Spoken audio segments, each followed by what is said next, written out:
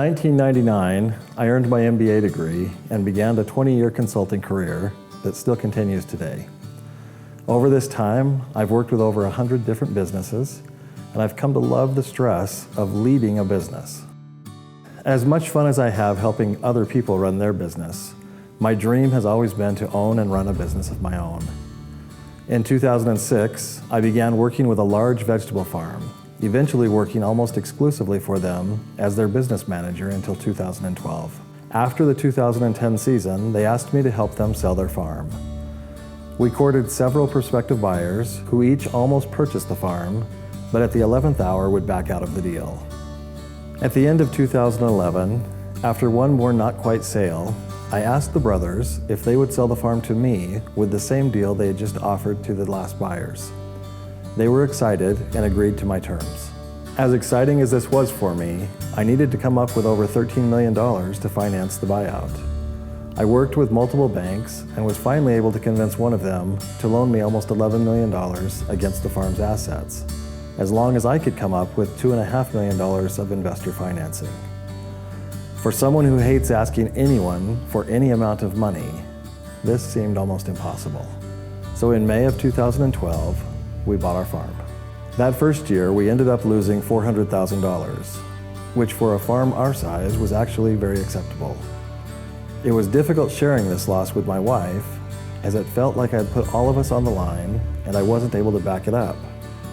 Thankfully, the bank allowed us to use our line of credit to continue farming in 2013, and we all felt very good about our prospects. Then the summer of 2013 hit.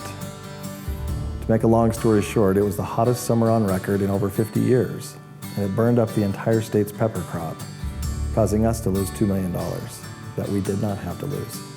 For the first time in my life, I truly didn't know what to do. I couldn't sleep, I could barely think, and then only to feel extreme panic. The bank didn't know what was coming yet. My partners didn't know. My managers and employees didn't know. And most importantly, my wife didn't know. And there was no way in hell I was going to tell her.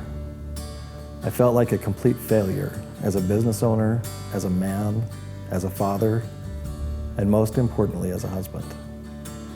Thankfully, I've never contemplated taking my own life, but those 2 months are the closest I've ever come to understanding someone who does. I don't know how to describe the depth of the failure that I was experiencing, but eventually I had to tell her. And then almost immediately, I felt alive again. Her response was loving and perfect, just like she had always been. But honestly, I don't think it would have mattered, even if she would have exploded at me. Just sharing the pain with another human being was enough to unburden me enough to breathe again. I am so grateful I learned that lesson. Sharing my pain lessened my pain, and it made it bearable. We spent the next year working with the bank to find a buyer for the business so that it could go on and our employees could continue to be employed. And finally, on December 1st of 2014, we closed this little chapter of our lives with no debt and just a little money left to get us through the next few months. It was one of the best days of my life. Now, almost 6 years later, I run a large business for a different ownership group, which allows me to own my own business without owning the debt.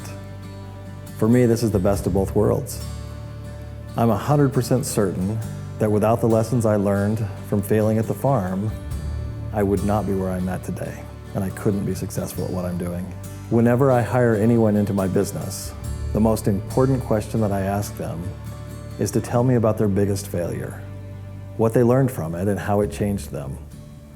The bigger they have fallen and gotten back up, the more I want to work with them.